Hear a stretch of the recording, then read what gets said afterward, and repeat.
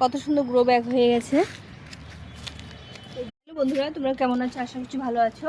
এই বস্তাটা দেখো, এই বস্তাটা বেঁধে নিলাম। বেঁধে নিয়ে এটাকে গ্রো ব্যাগ বানাবো।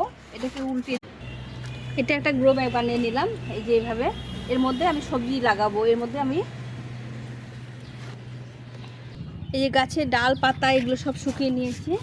এগুলো সব এই ব্যাগের মধ্যে দিয়ে আমি একটা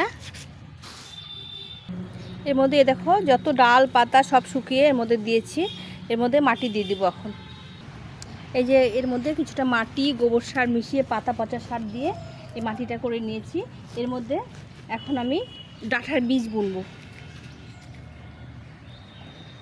কত সুন্দর গ্রো ব্যাগ হয়ে গেছে। জল দিয়ে মাটিটাকে তৈরি করে নিয়ে তারপরে ডাঁটার বীজ বুনে দেবো।